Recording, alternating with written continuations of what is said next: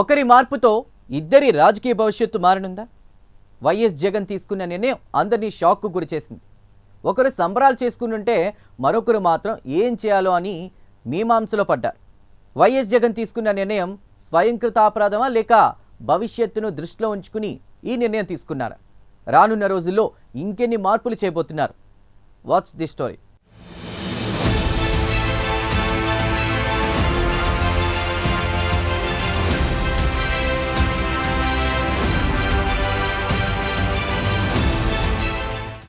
బుట్టా రేణుక కర్నూలు జిల్లా రాజకీయాల్లో సంచలనం సృష్టించారు. కర్నూలు ఎంపీ అంటే కోట్ల అంటే కర్నూలు ఎంపీ అన్నట్లుగా ఉండేది. అలాంటి పరిస్థితుల్లో వైఎస్ జగన్ వ్యాపారవేత్తగా ఉన్న బుట్టా రేణుకను 2014 ఎన్నికల్లో కర్నూలు పార్లమెంట్ అభ్యర్థిగా కోట్ల సూర్యప్రకాష్ రెడ్డిపై పోటీ చేయించారు. ఆ ఎన్నికల్లో భారీ మెజారిటీతో ఆమె లోక్సభ ఎంపీగా గెలిచారు. ప్రభుత్వంలో లేకున్నా కర్నూలు ఎంపీగా ఎన్నో అభివృద్ధి సేవా కార్యక్రమాలు చేపట్టారు. తక్కువ సమయంలోనే ఆమె ఎంతో గుర్తింపు తెచ్చుకున్నారు.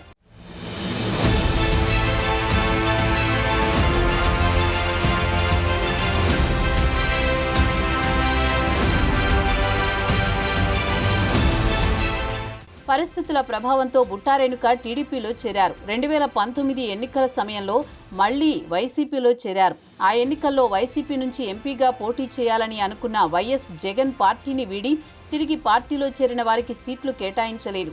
దీంతో ఆమె సైలెంట్ అయిపోయారు. 2024 ఎన్నికల సమయంలో ఆమెకు ఎమ్మిగనూరు ఎమ్మెల్యే అభ్యర్థిగా అవకాశం ఇచ్చారు. స్థానికంగా ఉన్న ఎర్రకోట చెన్నకేశవరెడ్డిని కాదని చేనేత సామాజిక వర్గాన్ని దృష్టిలో ఉంచుకుని ఆమెకు అవకాశం ఇచ్చారు. ఎమ్మిగనూరులో చెన్నకేశవరెడ్డికి తిరుగులేదు. ఎన్నికల్లో ఓడిపోయాక ఆమె నియోజకవర్గంలో పార్టీ కార్యక్రమంలో చురుగ్గా పాల్గొన్నారు.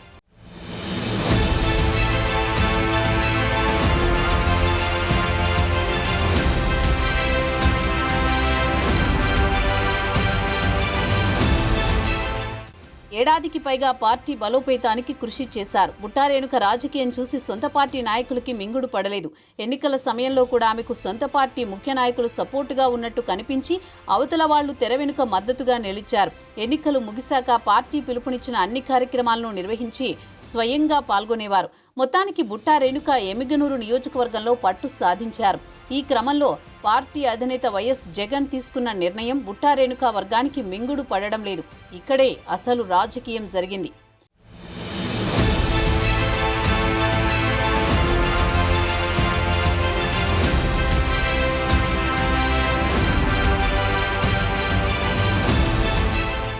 ఎమ్మిగనూరు అంటే బివి మోహన్ రెడ్డి, ఎర్రకోట చెన్నకేశవరెడ్డి మధ్య పోటాపోటీ రాజకీయం జరిగేది.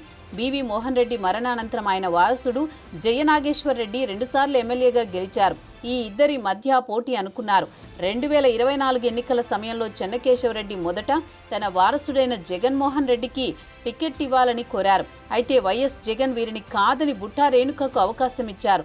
ఎన్నికలు అయిపోయాక ఆమెనే నియోజకవర్గ ఇన్ఛార్జిగా కొనసాగించారు. తన రాజకీయ భవిష్యత్తు ముగిసిపోయే అవకాశం ఉండడంతో చెన్నకేశవరెడ్డి పావులు కదిపారు.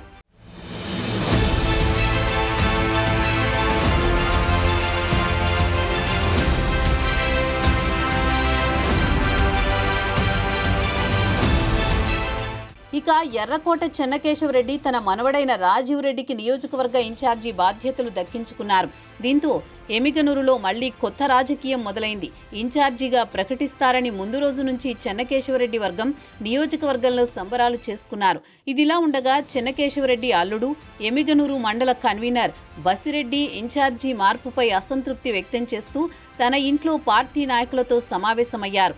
రాజీవ్ రెడ్డికి మద్దతు ఇవ్వలేమని పార్టీ నాయకులతో చెప్పిన పరిస్థితి. విషయం తెలుసుకున్న చెన్నకేశవరెడ్డి అసంతృప్త నాయకులను బుజ్జగించే పనిలో నిమగ్నమయ్యారు.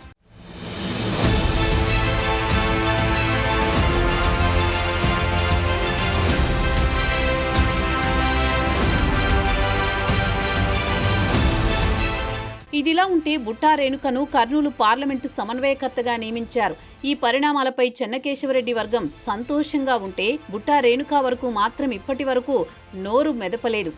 ఇన్ఛార్జీలను మార్చి వైఎస్ జగన్ స్వయంకృతాపరాధం చేశారని సొంత పార్టీ నాయకులు అనుకుంటున్నారు. స్థానిక సంస్థల ఎన్నికలు దగ్గర పడుతున్న సమయంలో ఇన్ఛార్జీల మార్పు పార్టీకే ఇబ్బందిగా మారుతుందని నాయకులు చెబుతున్నారు.